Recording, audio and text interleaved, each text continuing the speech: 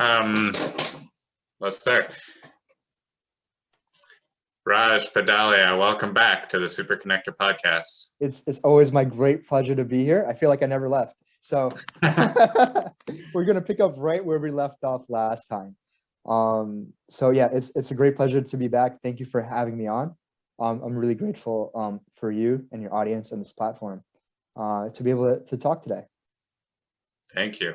Great to have you here. So today we're getting into cryptocurrency. We're going to be talking about Bitcoin, other cryptos, and this is not going to be a technical discussion. Our intention here is to make this as simple as possible. Neither of us are deeply into the technological side of it, but for us, it's all about the philosophical side. Like, what are the implications of this to humanity? Absolutely. I couldn't have put it better myself. I think the technical parts of cryptocurrency turn a lot of people off. And that in itself is kind of a barrier that is prohibiting a lot of people from at least benefiting, let's say financially, or at least benefiting in terms of wanting to learn more about crypto and cryptocurrency, because it's just a lot of math. It's very complicated, and people are very sensitive to scams these days. For the longest time, there was this narrative that, oh, Bitcoin's just a scam, or it's just like a pump and dump scheme, Ponzi scheme, is what I hear a lot of people think about it. What does it even do? It's just thin air, and I think a lot of those narratives are still certainly floating around. And I think because of that, less people are jumping in to participate. At the end of the day, it's my firm belief that cryptocurrency is not going anywhere. Now, the individual coins, the individual projects may shift. Bitcoin could be the MySpace of crypto. At least that was a narrative that's floating around. It certainly can be, but at least we can say for sure at this stage, in the same way we can say electronics aren't going anywhere or internet isn't going anywhere. I'm very confident in saying that the concept of crypto is here to stay. And so I guess we should take a step back and kind of figure out where cryptocurrency even came from. And basically there's this technology, Alec, it's called the blockchain, right? Now, what do you know about the blockchain? What's that? What do you know about the blockchain? I know very little, honestly. I know the function that it serves. Yeah. And that's pretty much what I think most people at least need to start with is what exactly is the utility of the blockchain. Basically, to put it simply, and I'm going to use a lot of analogies and metaphors today. Some of them, to some of your more technical minded audience, they might not find the analogies 100% accurate, but at least they'll give a pretty good close overview of what I'm talking about. So the blockchain itself is basically a verification system. It is a method by which one can keep a record. And the beauty of the blockchain is that it's like a robot. It's software, it's coded, and it's not easily manipulated by outside forces like other people messing with it, for example. So it has its own proofreading mechanism in and of itself. So with this tool, just similar like a hammer, you have this verification tool, a record keeping tool. And so somebody took this tool and said, what can I make out of this? And one of the first thoughts that might have come to mind was, maybe I can use this verification system known as the blockchain. Maybe I can use it to build a currency. And Bitcoin was definitely not the first time this was tried. Although Bitcoin won out over the earlier versions because of its efficiency, because of its inbuilt proofreading mechanisms, pretty much because of safety and security is why it's stuck around for the past 10 years. So, right now we're noticing such a big shift of everything going from the physical realm to the digital realm, right? just you can take literally anything you can think of. Everything is sort of shifting into digital, and money is no different. Every time you use a credit card, it's not like you're physically using cash. You're using a digital version of that money that you have in your account. When you look at your bank account, you're not looking at a pile of money like they would have maybe 300 years ago. Now you're just looking at numbers, binary ones and zeros. So in effect, we're already primed to sort of accept that money can just be in digital form, and it wouldn't make much of a difference in terms of its value. And I think that cryptocurrency, I'll just talk about the currency first, is a application of this growing trend of things becoming digital. And I think that's because, things that are digital are just more efficient. They offer some disadvantages, but also a lot more advantages, which is kind of fueling that shift from physical to digital. And I think that's one reason why I'm very confident in crypto technology, in cryptocurrency technology, because it doesn't seem to be going anywhere. And this is discussion we've been having for 10 years, at least with Bitcoin. But look at the news these past few weeks. I just saw that Britain is releasing their own coin, right? England is having the coin called the Brit coin.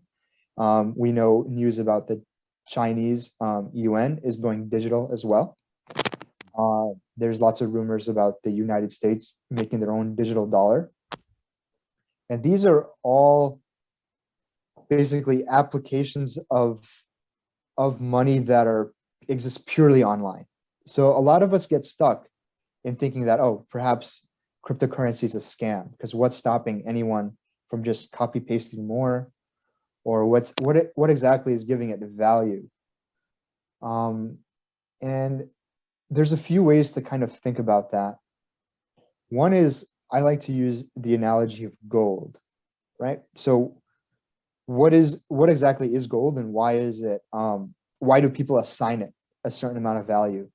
And I think that's because it's scarce, right? So there's a level of scarcity built into gold, meaning that there's not an unlimited amount that gives it certain value, right? Just like the Mona Lisa, there's only one of them, and that's why we assign it some level of value. Gold is the same way. And I would say a digital version of gold would be Bitcoin.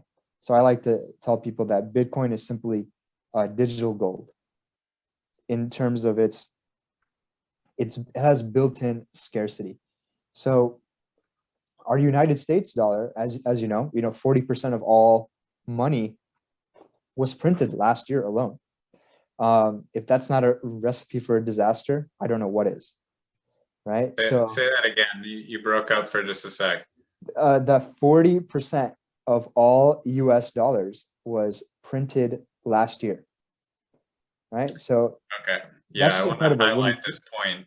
When you really think about it, it's like you look at all the cars on the road, and then you think to yourself, like, what if half the cars were just made last year?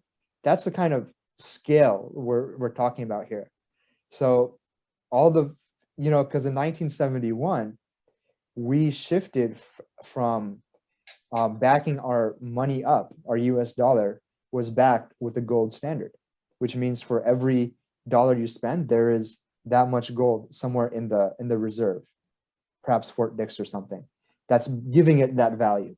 So we can't just be walking around lugging bars of gold all the time. So they said, okay, instead of you carrying the gold physically in your pocket, what we'll do is we'll print what we'll call a US dollar to represent gold, which is actually sitting somewhere physically. But rather than you carrying it around, you will leave it safe for you, the US government, and we'll give you this money to use in exchange of actual metal. So it's a claim check for physical metal. Yes. And, for some reasons, I'm not a very good historian about this, and it was before my generation, but 1971, they decided, let's ditch this. Let's ditch this great system for whatever reason. There must have been some reason, I'm sure.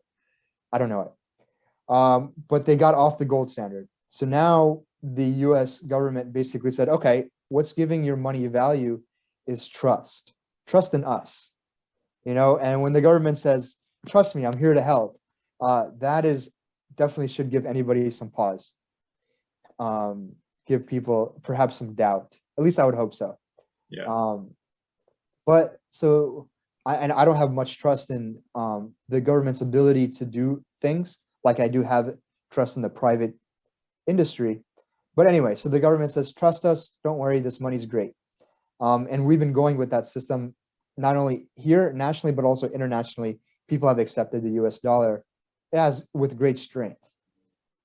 But with all the amount of debt we're in and the amount of money that's being produced, the more that's being printed out, the less and less your dollar is worth.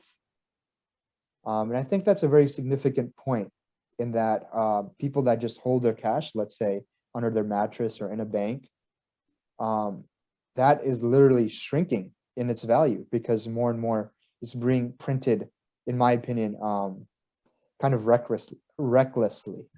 Yeah. Definitely recklessly. And every time I look at the TV, I watch a lot of Bloomberg and for stocks information, and I see our treasury secretaries and powers that be under this.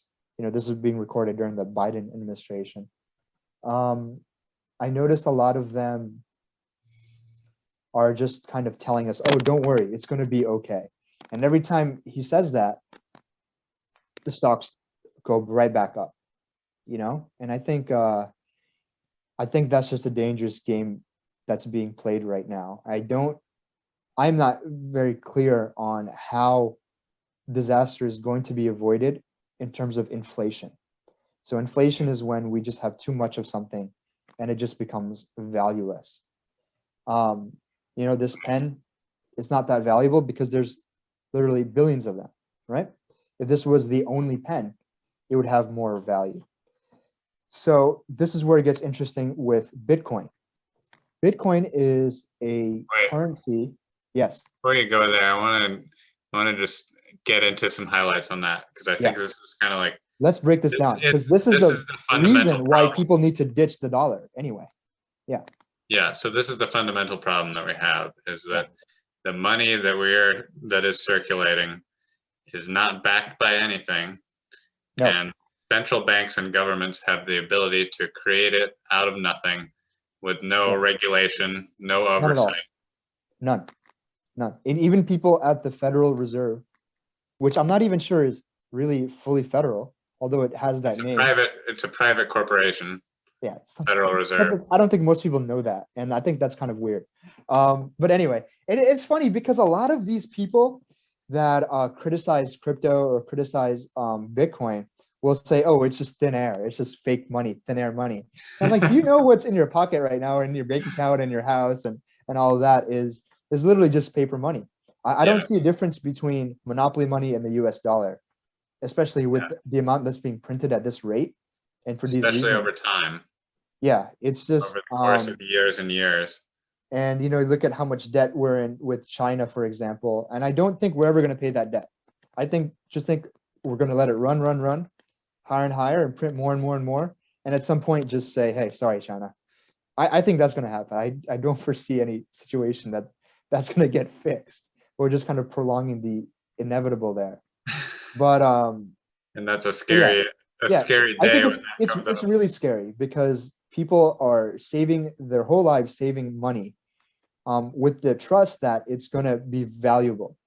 And you look at countries, what happened like Venezuela and a few countries in Africa where, it costs like $1 trillion to buy an apple. You know what I mean? And in some places in these countries, they're using their money as fuel for campfires to cook with. That's how valueless it is. It's kind of a power move to kind of wipe your ass with money here. And we're going at the rate we're going. It's not going to be a power move anymore. It's going to be normal. Just be pragmatic. Yeah, more pragmatic with the shortage of toilet paper, right? Yeah, the money will be worth less than the toilet paper. Yeah, that's what we saw. That's what we're seeing. So I want to say one more thing about that, which is Yeah, that inflation is simply theft. it is. It is exactly theft. And I think a lot of what our government is doing with their money is theft, including taxation, without giving us any say in how that money is being spent. Perhaps I don't want to pay for a missile that's going to kill some children in the Middle East, or perhaps I don't want to use my hard-earned money to pay for some gender program in Pakistan or something like that. I'm not interested in that. So there's a lot of levels of theft and borrowing. The government thinks they're all good, high and mighty when they give you that $2,000 check. Meanwhile, collecting 45% of your income on the back end. So they're kind of just giving back what they already took. So anyway, there's a lot of faults that are really becoming eye-opening, especially in this time after COVID, with the efficiency of the government system. And with these inefficiencies that we're noticing, a large lack of trust is building, and not only in terms of government, but also, academia and scientists and the experts. Everybody is losing a lot of trust in those institutions, not only in America, but pretty much everywhere. So it would be smart to convert this money that's losing value into something that's going to grow. And this is where, over the generations, people have been converting their dollars into gold or silver or platinum or some sort of precious metal that has built-in scarcity. And, at least at this moment, it's not easy to just print gold and metal. But what happens when, I just thought of it the other day, what happens, somebody was arguing with me about the difference between gold and Bitcoin. They were arguing that gold is far superior because it's been used for 5,000 years and Bitcoin's been used for 10. And I said, what happens when somebody figures out a 3D printing mechanism of printing gold or printing silver or some sort of, I'm sure the technology is coming where we can sort of particle accelerate to form some element on command. And what happens then? What's going to give gold its value when that happens? I'm not sure, just a random thought. Right. But anyway, there's also there's a number of benefits that Bitcoin has over gold. Yeah, which I'm going to get into. You can't email gold. So at least a lot of the other generations over the age of 30 have known about this problem with the US dollar and have been wisely converting their dollar into metal to secure its value as a storage of value, let's say, rather than the declining dollar. And so here comes Bitcoin. Bitcoin is, like I said, digitized gold in terms of, so some properties of Bitcoin are really interesting that a lot of people don't know about. One is that there is a fixed supply of Bitcoin. There's no way to create new Bitcoin onto the market. So there's 21 million Bitcoins that are going to be available for use here. And at the date of this recording, only 18 million of those Bitcoin are now in circulation. So there's still about 3 million more Bitcoin to be released, to be printed, let's say, into the people's pockets. Another property of it is that, so remember that blockchain technology I was talking about before, where it has this built-in verification system.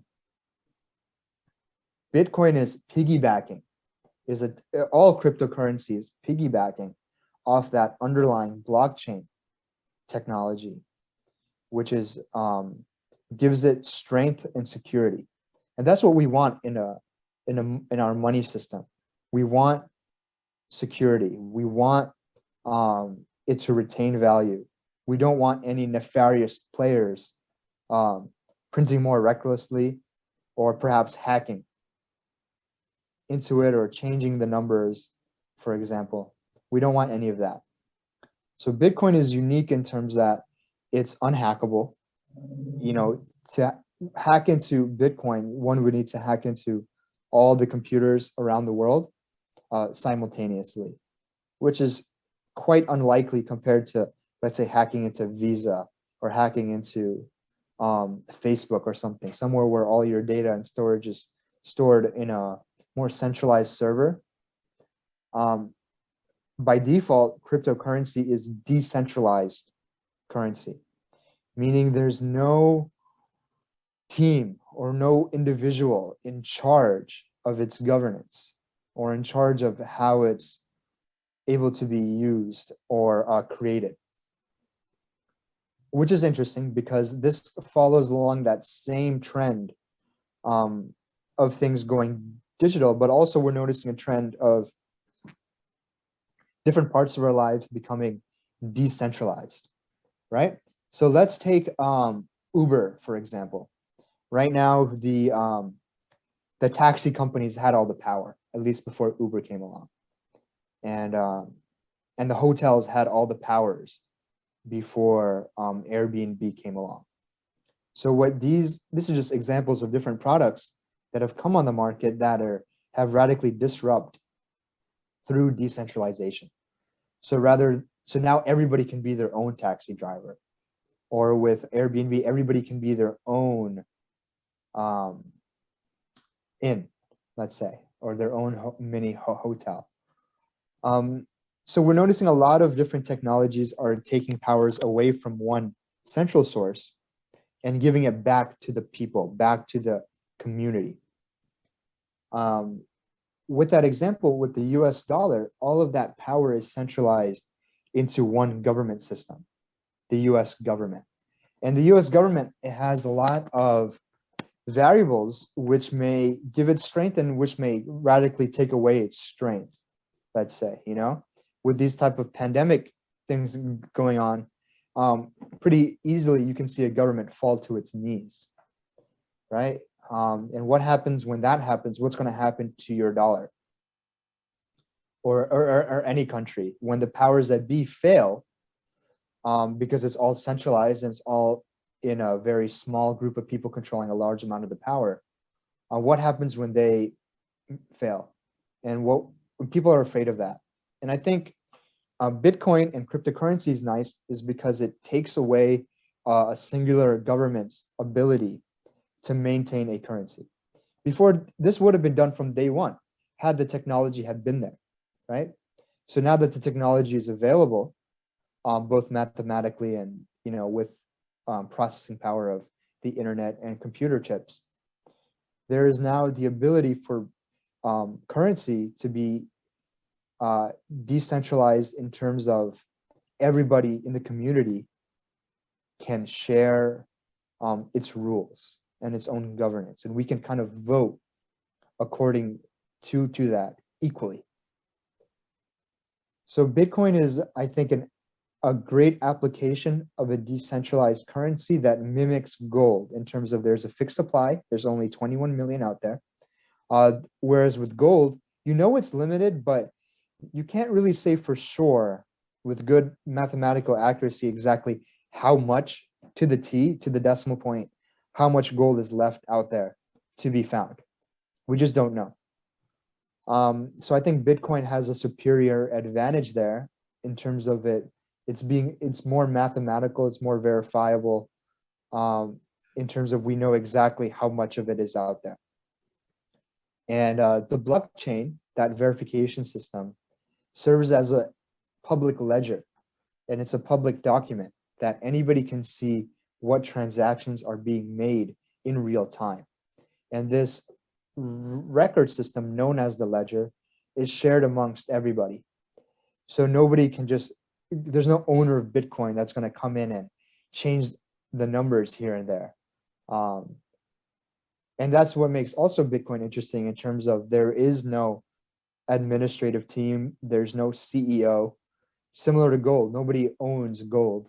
In the same way, Bitcoin, although it was created by somebody or perhaps a group of people, they have no existing power in its system.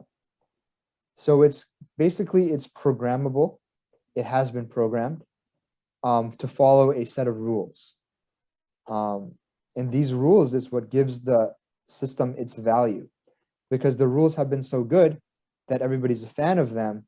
That's why Bitcoin has stuck around for the past 10 years and is now being adopted by many corporations and institutions and other governments, because it has all these advantages.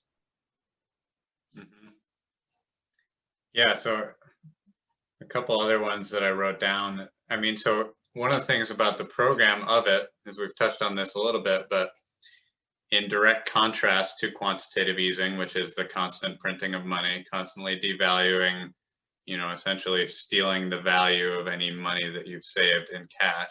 Yeah, Bitcoin a lot of is hard work. programmed to do the opposite, which is to increase in scarcity and therefore most likely increase in value over the course of time. And it's programmed to do this all the way up until, I believe, 2140, when the last Bitcoin will be mined. Correct. Every 4 years, it becomes harder and harder to mine a Bitcoin.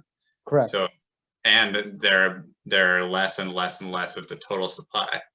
And as people start to hold on to them more and more, they become harder and harder to get. Right? Yeah, if somebody wants to learn more about that technical side of things, certainly good things to look up, and we can include links of this in our show notes, is the stock to flow model, stock to flow. And basically this is a model displaying the number of Bitcoin that's being released into the public versus its price, in a very mathematical chart that's served as a great predictor of Bitcoin's trajectory. And like you said, the less of something there is, we would assume that the more valuable that asset becomes. And Bitcoin is programmed in such a way it's deflationary. So it's the opposite of what our dollar is doing, where it's built to become more and more rare to give it more and more value. So, and another thing someone can look up is the halving cycles, the halvening cycle. So every 4 years, the number of Bitcoin that's being released gets cut in half.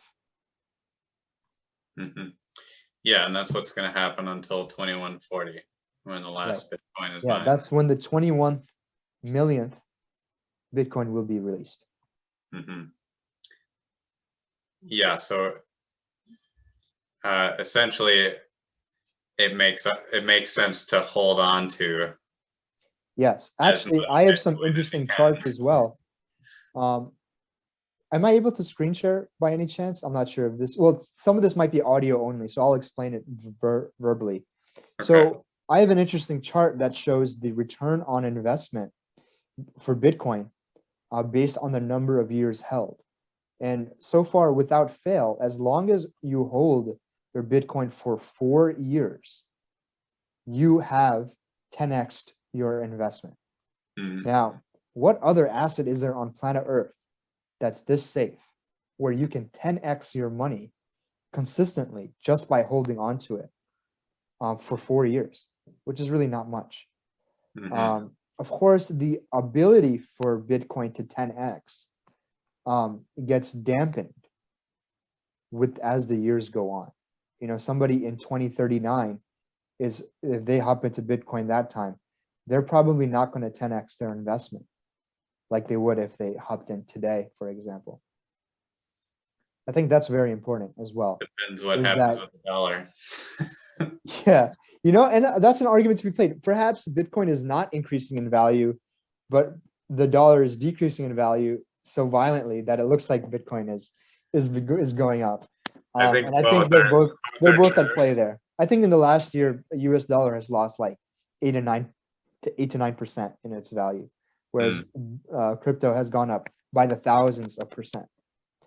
And now that's just a figure that's unheard of in people that are familiar with stocks. You'll be lucky to get a 10% return, maybe a 20% return on stocks.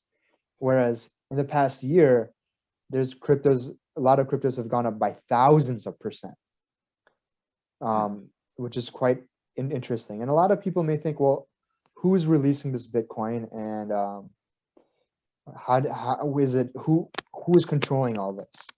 And the simple answer is that is nobody. It's just like a robot. It's pre-programmed in. The thing that releases the Bitcoin is just more code. It's code creating more code. There's not just one machine or one company that releases the Bitcoin out.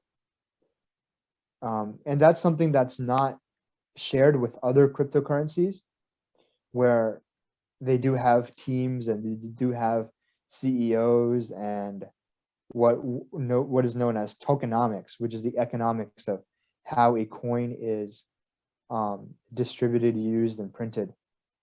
But Bitcoin is unique in the sense of, that's why it's the safest cryptocurrency, because it has all these principles already built into it. Mm. Yeah, so one thing that I've heard from a number of places is that Bitcoin essentially has perfected, or at least come as close to perfection to the principles of hard money than we ever have. That was the whole goal with hard money, is to make it as just like Bitcoin. You know, that was the original intention with hard money. It failed, in my opinion. So I think Bitcoin came at the good timing of replacing that monetary system. It doesn't mean the dollar and Bitcoin won't coincide, but certainly there's a new guy on the block. And and this Bitcoin is interesting because it's not limited to just one country. You know, if I wanted to send 20 bucks to my cousin in India, I probably have to pay 50 bucks in fees, wiring fees, and it might take 2 to 3 business days to get there. Where I think cryptocurrency is now breaking down borders, breaking down physical borders in terms of sharing information and wealth across countries, which is just what the internet has done, right? Whereas me talking to you would have been very unlikely before the internet because of the physical distance that was limiting us. Right. We never would have met. Yeah. Yeah. So I think that's. I want to highlight that point that you just made, which is that the ability to send money across borders without trusting a third party. Yes. All over the world. All over the world. Is unheard of. Pretty much instantly. Yes. And revolutionary. Yeah. So the reason why these things, they take, let's say a regular wire transfer may take 2 or 3 business days, is because there's a lady sitting at Chase Bank or whatever that has to read this transaction between Alec and Raj, and she has to read this, make sure there's no fraud or no kind of fuckery going on here, and no money laundering schemes or anything like that. And they have to review, make sure I'm legit, check my ID, make sure you're legit, check your ID. And it has to go through many layers of people and security before it can be approved, this transaction. And that takes manpower. I got to pay for the rent sitting in my office, and got to pay a salary to the lady that's checking these transactions. And I think that that's where all these fees get in. That's why you have to pay so much in fees to, let's say, share money with each other. And of course, Big Brother's watching, so you know the tax man's going to want his cut, right? And there's like all these. It's become non-privatized and out in the open. And I think cryptocurrency is special in terms of that. The transactions are relatively instant, and it has its own built-in proofreading mechanism. Let's say for Bitcoin, for example, it has to go through 35 confirmations, which is another word of saying another layer of proofreading. It has to be checked 35 times by its own system before the transaction can go through. And when it does go through, it's instant. However, and that's what gives some advantages to some coins, some cryptocurrencies, and disadvantages to other, is also the speed of transaction. And the speed is inversely correlated with its security, at least right now. Whereas the longer it takes to send some cryptocurrency to somebody, the more secure it is. And when I say long time, I'm talking about minutes, less than hours, as opposed to 2 or 3 business days. Mm-hmm. Yeah. Yeah. So this portability and verifiability. Yeah, definitely gives it value over hard money and gold. Yeah, exactly. Because you want to send a bar of gold to your cousin in India. Yeah, that's gonna be pretty hard. How much is that going to cost you, and Yeah, how many and people how are you do going I to know go it's to gonna get trust? there? And there's just a lot of variables at play there too. So sending Yeah. hard money, sending gold is really hard, but sending crypto is quite easy. Also, what makes it cool is that whereas let's say my dollar, or let's say I had some Indian rupees, right? I wouldn't be able to go to the deli store down the street from me and pay using that because they just don't accept it. Whereas with crypto, what's interesting about it is that since it does not limit it to one government geographical system, you can use it anywhere. I think as time goes on, we're going to start seeing more and more of this. Whereas we're building a more global economy, similar to how the principles of the internet work with currency. And a lot of people in I think Zimbabwe and Venezuela have really latched onto Bitcoin far earlier than other Western countries because they can't trust their government, unfortunately, to take care of their monetary systems. Right. So a lot of these folks in these villages are now embracing Bitcoin to conduct transactions and to store their hard-earned wealth. And I think we're going to start seeing more and more of that. And definitely a lot of institutions, banking institutions, economists, they're shitting their pants scared. A lot of governments are really shitting their pants scared because what the hell since Bitcoin and crypto and blockchain is all about taking out the middleman, right? And what is the US government except the middleman, right? So I think they're very threatened by blockchain technology and crypto technology because if I can just do all my exchanges in Bitcoin or blockchain, I don't need the government to interfere, and they don't need to charge there's a service fee known as tax to be able to do that, which I think is great. All these things, certainly with the way it's been going, I don't think it's going to go anywhere. So though people may think that, oh, crypto is a bubble, it might pop, or it might just be a fad, it's definitely proving to be the opposite at the way things are going now due to its superior advantages. Exactly. Yeah, I mean, it's kind of like the people who thought the internet was just going to go away. Yeah, the internet was a fad. This is like that, except in the financial sector. I really think so. I really think so. And hey, look at all the wonderful things that are being done using blockchain technology that are outside of currency. Like what we're seeing this phenomenon right now with NFTs, non-fungible tokens. We're seeing people utilize the blockchain not for money, but rather for art, for verifying art. And I think anything that requires a contract or verification in our society is going to be replaced by some blockchain counterpart. It just has to be, right? So I'm in a medical field. So let's say I'm treating some patient and I have their medical chart, which is now stored in an electronic medical record, stored in a centralized server on my computer at work.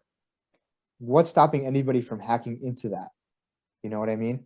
Trust me, these hospitals don't have the budget for hiring the IT security that Apple and Google have. So yeah, it's very easily hackable. It happens all the time. So there's some disadvantages of having all data stored centrally in one place.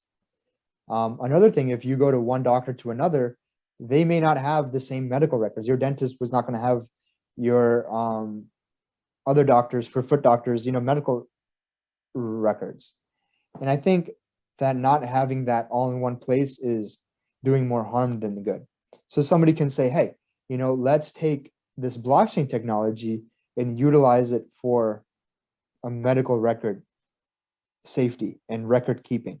Because it has its own verification system built in, one can know, like, let's say I store my medical record on the blockchain. Anytime somebody accesses that, it's viewable on this public ledger. So I can see who and exactly at what time and for how long somebody is accessing my private medical record, right? And now it's enabled me to give me permission and control with just a push of a button to be able to release my medical information and to who. And it's unhackable and it's shareable, whereas every device on the planet can access this instantaneously. So that's just one example I just made up, really, of an example of blockchain technology that's not related to currency.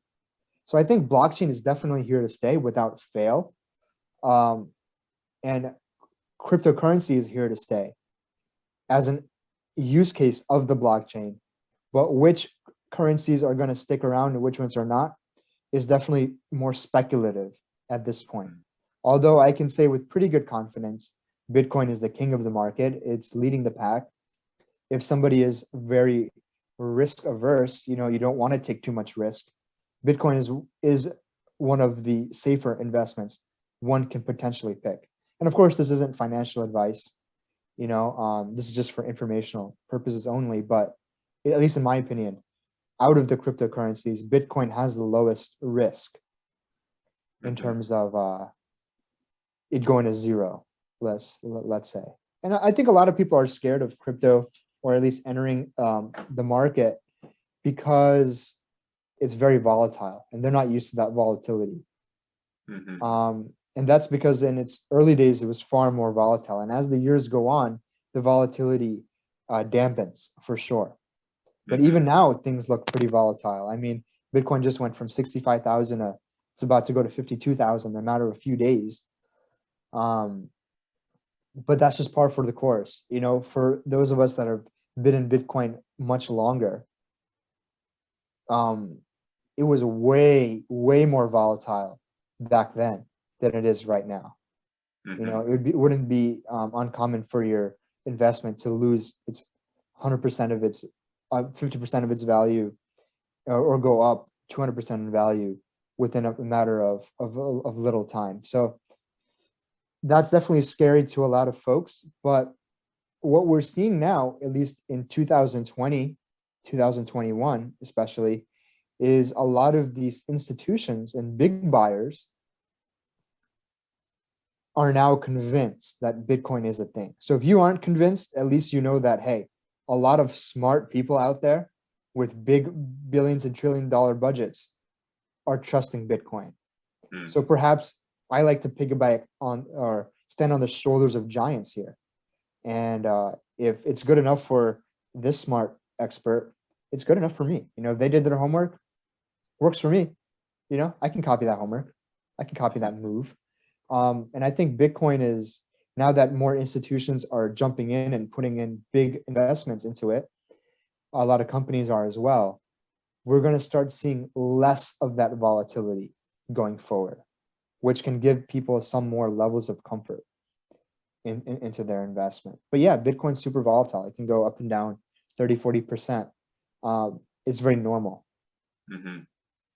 Yeah, and as you said, that as time goes on, it's going to be a lot harder for a 30, 40% drop or spike to happen. Yes. So if you look at that stock to flow model, which I was referring to earlier, it follows a shape that goes more up and then it flat lines over the top.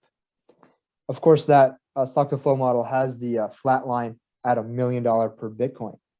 And right now, Bitcoin is sitting at 55,000, let's say right now, at the time of this recording. Definitely on its way to 100,000. But hey, when I had my Bitcoin at a few $100, and I used to tell people, oh, I'll sell it at 1,000, or I'll sell it when it's 10,000, I would get laughs, right? And even at that time, even as a running joke, even when Bitcoin used to be at the $20,000 mark, as a running joke, I used to say, "Ha, I'm not gonna sell till it's 50K," you know, and that used to be my joke. I used to laugh at that, and of course, people would laugh at its absurdity, like $50,000. Bitcoin's like $600 right now. What are you saying? And now look, you know, and now once it reached 50K, the mental gymnastics I had to make to assume its trajectory to 100,000 became quite easy. You know, if Bitcoin can go from a few pennies to 50,000, there's obviously nothing stopping it from going to 100,000. Which we can say with pretty good probability it certainly is. So for those of you watching, that is almost a 66% return, if not more, on your money, even if you invested today and just sold when it was 100,000. Those kind of gains are unreal in any other market with this level of safety. Yeah, it's a really special time in terms of in the history of money, because what we have is a situation where there are these somewhat speculative investments that offer this asymmetric risk potential, meaning the risk and the reward are asymmetric. You can put in, say, a couple hundred or a couple $1,000s into a smaller market cap, smaller value cryptocurrency, and potentially turn that into, you know, like 30, 40, 50K, 100K, whatever, right, depending on how much you put in there. It's happening quite a lot. You know, I'm routinely seeing millionaires being made, just average folks like you and I, 50xing their investments. You know, it's routinely on a weekly basis, I would see at least a few coins 50x. You know, forget doubling your money. Doubling your money is already unheard of in the markets, right? Right. Going from 100,000 to 200,000 in a matter of a few days. I'm saying 50xing is quite common. 10xing is super common.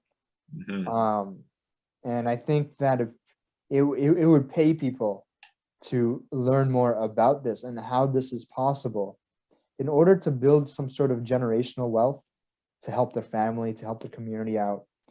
It would be a great service for people to learn more about this, build their own levels of wealth, and then redistribute amongst their family, friends, and community to help others. It doesn't have to be a selfish game. Yeah, exactly. I mean, I'll throw in a little bit of my personal story here on that note, which is that it has completely transformed my financial life and financial future. And the reason why or how is because my wife and I had some money to invest right last year around the market crash. So COVID hit, they shut down the world, everybody's on lockdown, and massive financial crash happened. And we're printing trillions of dollars. And at the same time, I had this money sitting on the sidelines waiting to invest. And I saw what was happening, and I saw, okay, like, you can't print this much money without having a massive consequence. People are going to be running out of cash, and they're going to be going somewhere. And the bets that I made, both from a couple trusted advisors, I actually got advice from a cryptocurrency expert who's been in Wall Street for many years and turned to the crypto side of things, and then also from a financial astrologer. And That's basically amazing. it was gold, silver, Bitcoin. Those are the safe hard money bets right now in this world of instability, volatility. And that was when Bitcoin was at, we bought the majority of it between like 6,000 to like 9, 10, 11,000 per Bitcoin. Wow. Wow. So You're doing very well on that. now it's at $55,000. And the other thing that we did was we invested in a couple smaller coins, which were anywhere from like 2 to 5 cents each to a couple dollars, maybe like a couple $100 each. We put small investments in those places, and the multiplication with those has been really insane. The ones that have gone up. I mean, Yeah. there's one that, we put. These are not exact numbers, but it's something like a couple $1,000s into this one coin, and that's turned into over 40K in a year. Which coin was it? Just for curiosity. ENJ. Yeah. Wow. You're doing very well there. And they just got listed on Coinbase, actually. Oh, awesome. That's good news. Yeah. That one has a lot of interesting potential. And so, yeah, so we made a majority portfolio bet on Bitcoin, and then had right. Some really speculative picks. Of course. And there's different levels of asset allocation in terms of putting like 50% in Bitcoin, 50% in Ethereum, or 1% here and 1% there. And that's adjusted based on one's level of risk tolerance. If somebody is looking for the most safest versus the most potential returns on their money, probably splitting between Bitcoin, maybe 75% Bitcoin, 25% Ethereum, would potentially be wise. But just not financial advice. But that is informational purposes only.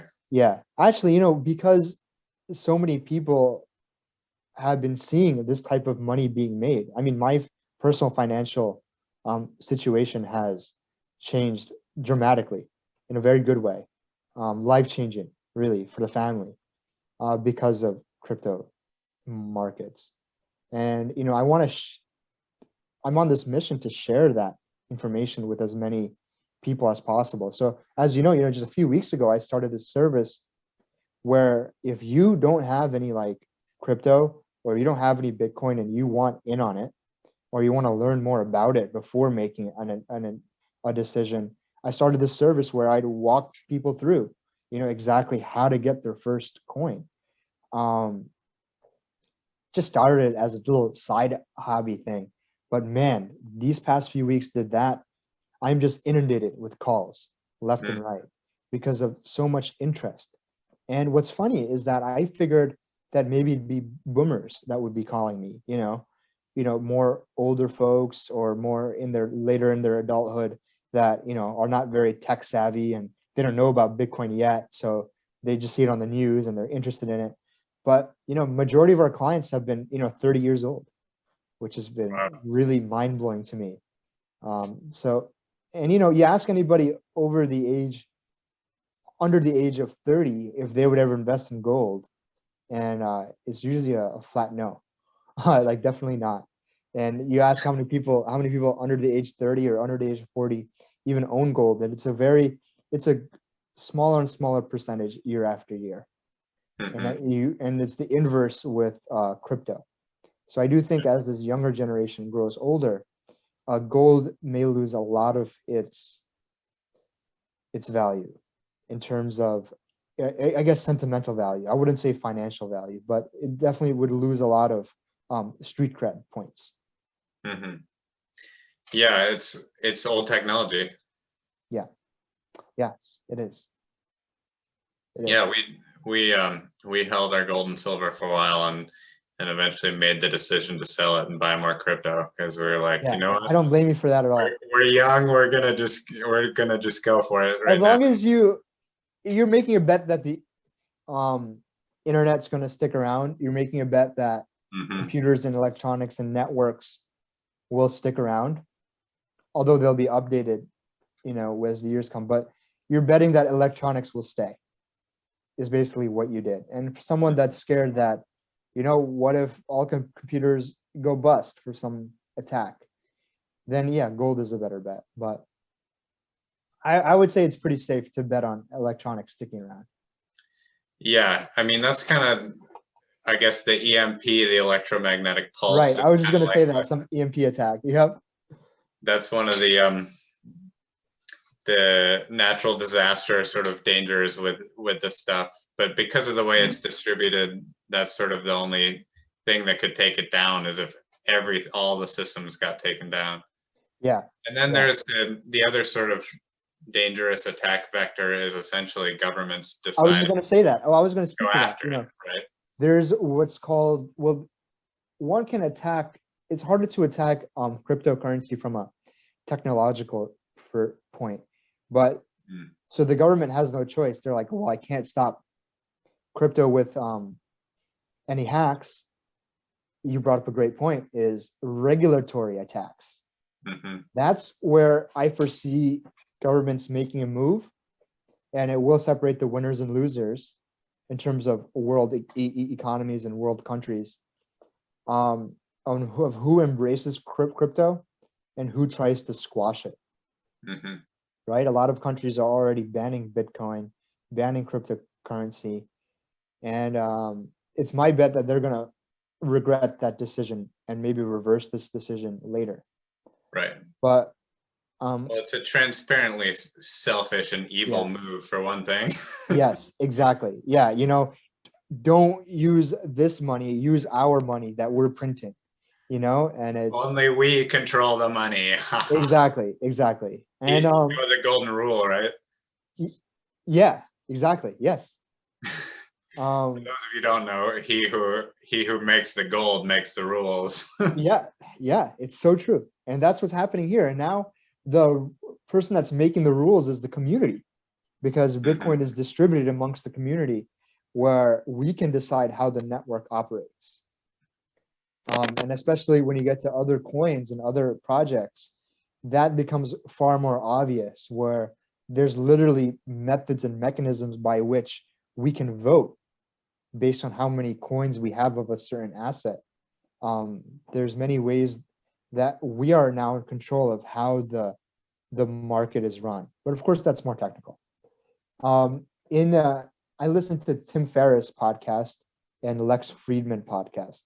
Those are one of my two favorite ones. And for those of you guys that want to learn more about Bitcoin, cryptocurrency, or perhaps are looking for more details on some of the points that we mentioned today, those are good places to go to. I remember listening to Tim Ferriss's podcast. The guest was Balaji Srinivasan, I think, who was the former CTO of Coinbase.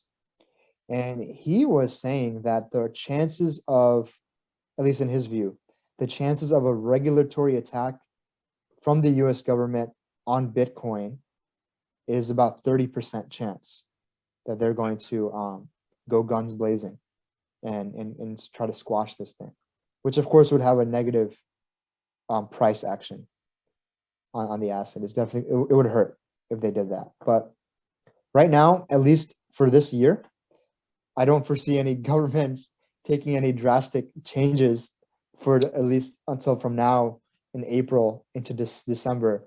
It's much too short notice for the government to try to ban it. So I guess if one technically wanted to ride it from now till December, you could and enjoy it.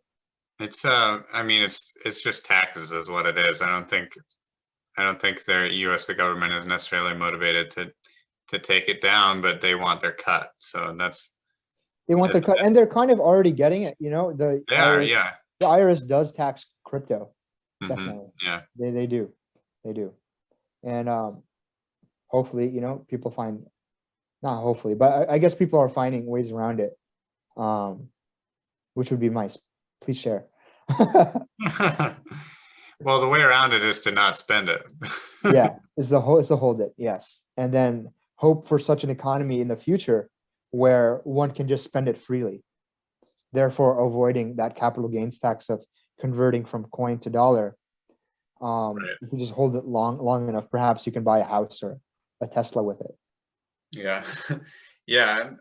So something that I think strikes me as being wrong about that is, so if you exchange your Bitcoin for goods or services, you get taxed on it both for selling your Bitcoin and when you buy the goods or services. Yeah, you're getting double tax. And then think about, let's say you decide to pay your tax bill with Bitcoin, then you're getting taxed on the money that you're sending to the government for your taxes. Right. Yep.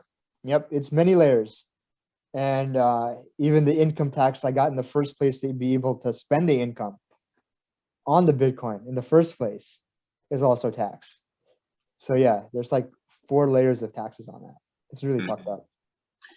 Yeah. So I want to get into the philosophy of this here, because I think this subject we're on right now is kind of at the core of how I became interested in Bitcoin.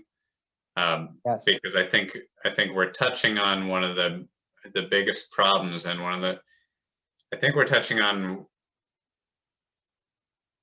really, yeah, I think it's one of the biggest issues that we have in the world right now, is that our financial system is essentially, it's sort of modernized, legalized slavery in a sense. Yes. Agreed. Yeah. Slavery with extra steps. Yeah, with extra steps. And the way that this works is, so like, let's see, for instance, I got some notes about this because I had a bunch of things I wanted to say. So inflation and currency debasement are a guarantee. So you hold your money in dollars, the value of what you hold is being stolen from you by the process of governments continuing to endlessly print money. So what they're doing when they're printing money is essentially legal counterfeiting. They're creating out of thin air what everybody else has to work for, spend their that's a good point. Their lives working for. So that's philosophically at the fundamental level, is our system is exploiting us, right? So for instance, in 2019, the IRS collected roughly $3.5 trillion in taxes. During early COVID crisis, and this number must be old at this point, the Federal Reserve printed over $6 trillion in a single day. So everybody in America working to pay their taxes, $3.5 trillion. One day, the Fed creates almost twice that amount, and now that number must be much higher. So the question is, one of the questions is like, okay, well, if you guys can make that much money in a day, why the fuck are we paying taxes? Yeah, why are we paying taxes? Why isn't homelessness solved? Why isn't this solved? Why isn't, this being built? Where is our infrastructure? There's so much to be said about that. And I think that hopefully people are starting to wake up to this. And the government, unfortunately, they have a monopoly on this based on coercion and force, right? So if you don't pay your taxes, they can just throw you in jail with guns, because they have the police force as their hired guns, and they can do whatever they want with you. So pay whatever tax we decide, and I can make it as high of a tax I wanted to. And if you don't pay it, I'll throw you in jail or kill you in a police standoff. And that's kind of the situation where they've come across, where everything is built on that level of coercion, right? So I think philosophically, cryptocurrency is breaking down boundaries, and also physical boundaries, where now with COVID, with the advent of remote working, why should I live in America? Why don't I just live in a more friendlier government, friendlier to monetary systems and tax? Let's say I move to Bali or Singapore and conduct business from there. So I think we're going to start seeing a mass migration of people out of this system, and people will kind of go into circles of self-governing, kind of like tribes. Whereas everybody that agrees with my philosophy and this way of doing things, we might live in Singapore, and everybody that agrees with this might live in Georgia. And I think people are going to start separating themselves into governments where government doesn't have to force, right? Everybody's there willingly. So everybody can agree on how things are done. So I think that's a trend that this is also catching on to. Also with the other point you made, where what we're speaking about earlier before our podcast was right now we're philosophically we're in the midst of a great transfer of wealth from the elites or monetary systems that were just or strategies that were just limited to the elites, and the ultra rich are now being distributed and to among average people like us. And I think the powers that be are greatly threatened by that. But definitely, this great transfer of wealth, crypto is enabling anybody with a smartphone or internet connection to participate.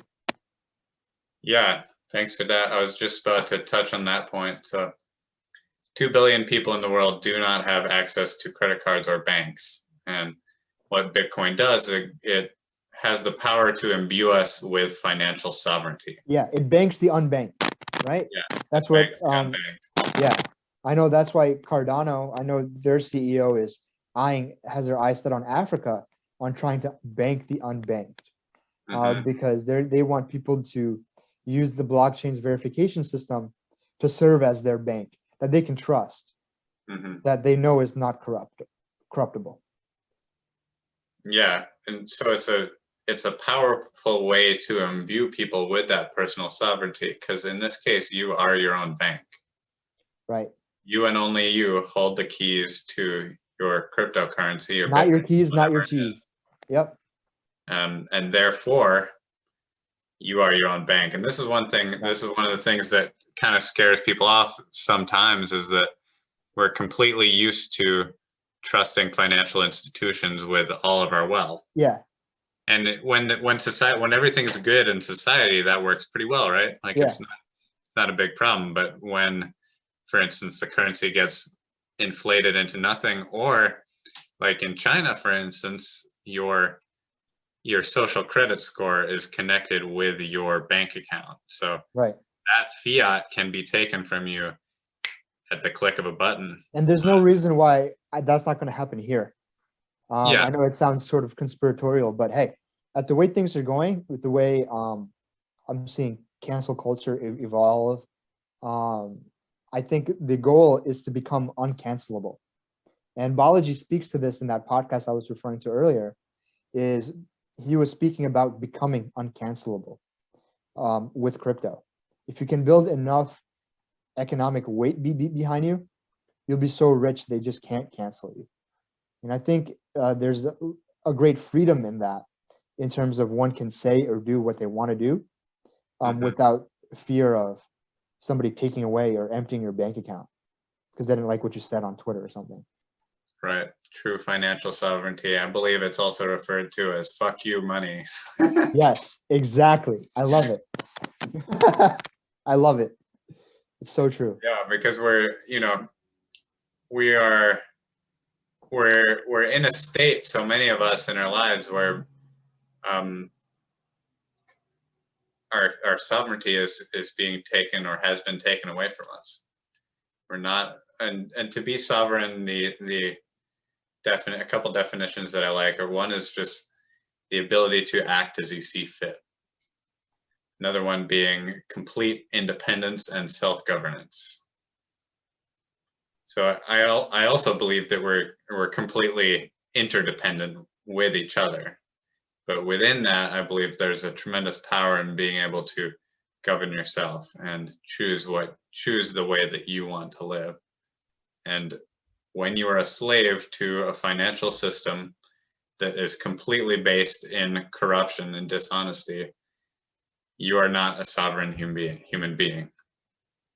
That's what it comes down to. So this technology has the ability to liberate humanity from those chains that bind us right now. Wow. Beautifully said. That's so true. And that's what I would hope to see, is bringing the power back to the people. And, Bitcoin is just a first glimpse into this process. Mm-hmm. Yeah, it's an amazing thing. And I think it's a gift from God, honestly. That's what I believe. It is. It's totally divine. Divine timing. Yeah. Yeah, it's divine wealth, it's divine timing. Money is energy, right? Mm-hmm. And I think that those of us that are on this path, on this frequency, on this vibe, we're able to attract this kind of wealth and distribute this wealth to others in the form of information like we're doing now, or physically by building a school somewhere, let's say. It's because it's, like I said, it's just energy. So we need to be able to be receptive of this energy. And it's such a powerful energy in that it took the world by storm, and it's outperforming any other monetary system by a long shot. Mm-hmm. Yeah, and so this movement in the direction of mass adoption is happening now. There's more and more you start to see and hear stories about high-level financial services firms and high-level wealth managers, hedge fund managers, these type of people, even governments. Like governments have started to mine Bitcoin. Yes. Like yes. Think about on a large scale. Yeah. So like what I say, if it's good enough for them, if it's good enough for these experts to hold and own Bitcoin, if it's good enough for these governments and companies to accept and mine and create their own Bitcoin, what's stopping you? And why isn't it good enough for you? And I guess from my conversations, I'm bringing that point up with people. What I'm noticing is most of the time, it's because of a lack of fundamental understanding of it. Mm-hmm. I would venture to say that anybody that really understood crypto and Bitcoin would be putting significant amounts of their money in it right now. Mm-hmm. And I think the only reason people aren't is just because they don't understand it. Yeah, or they're scared of the risks. But I think the more deeply you understand it, the more you can mitigate your risk. The more you know about something, the less risk prone you are. That goes with anything, with anything. Yep. Right. It's not as risky as holding $1 million in US. Yeah, no way. That thing will lose 8% every year. Yeah, it'll disappear out from under you. Yeah. So I feel like I had one more thing that I wanted to say about it. Actually, I have a lot more to say about it. I don't want to get into the Federal Reserve right now because it's kind of a whole rabbit hole. We can save that for round 2. Yeah, we can save that for round 2. It's something that, I mean, looking into the Federal Reserve is one of the reasons why. Oh my God! It's like, I need to buy something Bitcoin fishy right going now. on here. Yeah, it's not federal. It's not even fully federal. It's like no, it's a private corporation. It's really weird, man. Money out of nothing. Yeah, and I saw this interview of some guy from the Federal Reserve in a candid interview telling the interviewer, like, hey, the government just told us to keep printing, and they told us not to stop. That's very concerning. Yeah, this mistake has been made throughout history many times, and the results are always very similar. Fiat currencies always fail. Collapse. 100%. I mean, not only from the money point, I think America is collapsing on many different fronts simultaneously. Right? Yeah. From a cultural standpoint, from many standpoints, we're seeing collapse. And I think money is just one of those things. Yeah. Okay, so you brought me back to the thing I wanted to touch on, which is, so getting back to 1971, we took the dollar off of the gold standard. And what this did was it separated the money that we use from actual physical tangible value. So that separation, it became monopoly money. Yeah. It became monopoly money. But like philosophically, when we think about this, think about like an entire global society essentially being disconnected from true value. Yeah, based on trust. Yeah. So as that relationship became distorted, so did our culture. Yeah. Around that same time period, a lot of things started breaking down. You're totally right. Well, and the rise of this like sprint of consumerism, because what do you do when your money is constantly losing value? You need to spend it before it loses value. So like, yes. Oh my gosh, so true. We went from a society that was founded on, founded with a stable base of sound money to one that is just a consumer society based on debt. Yeah, 100%. And the consequences of this are coming back around in some really intense ways right now. Like if you just observe how sick our society is in so many ways, it's like this. So many ways, it's awful. The illness of constant consumption without consequence is like what we're seeing play out, not just in America, but on a global scale. Spiritually, mentally, emotionally, financially, it's hurting everybody. Mm-hmm. And it's a disconnection from true value. So wrapping it back around to the concept of Bitcoin, we're now being connected with something which is once again real hard money, something that holds true value, and not only that, but appreciates in value. Exactly. And something that is separate from the forces that will inevitably tamper with it. If you give anybody the ability to create money out of nothing, they will always, always, always abuse that power. Yeah. Every single time.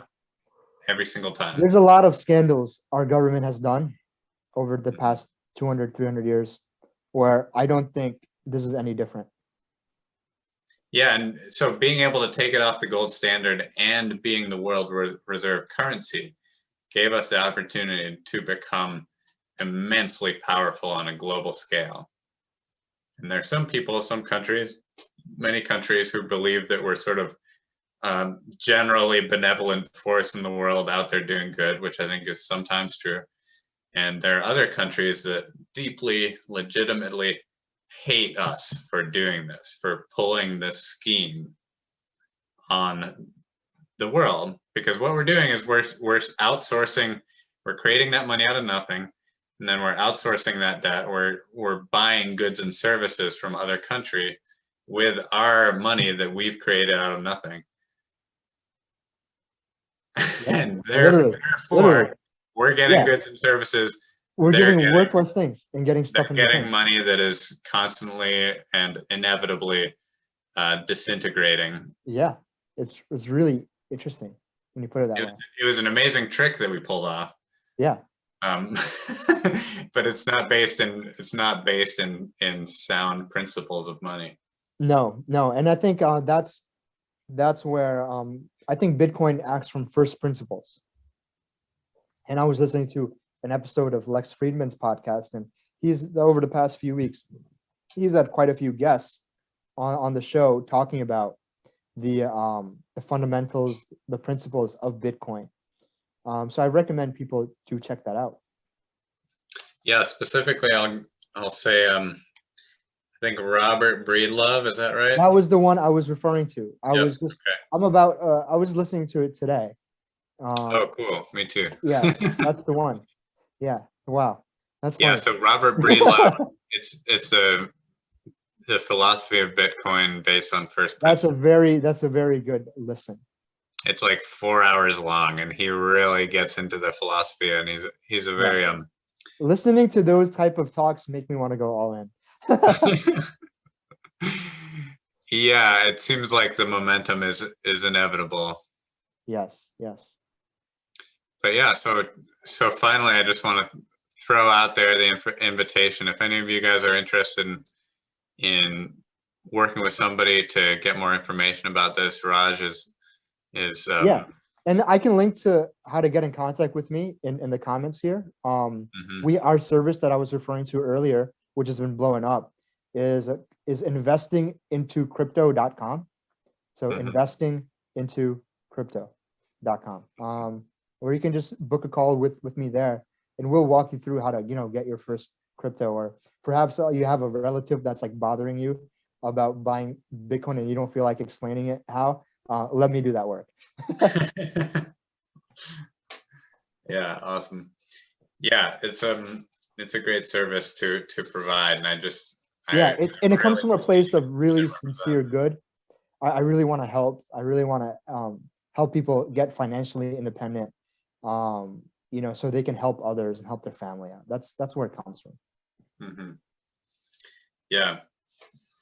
Yeah, and that's the pathway to liberation. As I said before, I'll say it one more time. We're bound by the chains of the system that is based in corruption. And until we break those chains, we're going to continue to go round and round and round.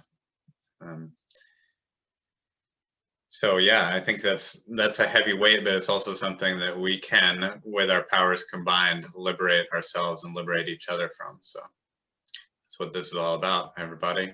I love it. All right. Any parting words, or is that good, Raj? Nope. Feel free. You guys can follow me on social media at Raj Padalia. You can just find me. Other than that, no other parting words. I think we covered it pretty good. I think it can be better said by the other podcasts that we mentioned, but I think this conversation is really valuable, and I think it's important that more people start having these kind of thoughts regarding money, regarding how they're storing that money, and regarding what they're going to do with that money. I think that's very important. Yeah, I'll say one more thing on that, which is that in the past couple of years, I've completely changed around my philosophy of money. I've changed the way that I relate to money. So important. The way I think about money and wealth, and that change has been one of the best decisions that I've ever made in my life. Yeah, crypto will do that to you. When you see your portfolio losing 50% of its value, which could be a lot of money, and noticing what that does to your emotional state can be very educational onto your relationship with money. And then noticing the same things when your money 5x's, and noticing the changes in your emotional state based on that can really tell you a lot about your current relationship to money, which should be readjusted and relooked at often. Yeah. So most of us were given in our young life the paradigm of scarcity. And what is coming up here in this digital age is we're coming to a place where we can liberate ourselves from that paradigm of scarcity, because it is a false paradigm. It's not based in reality.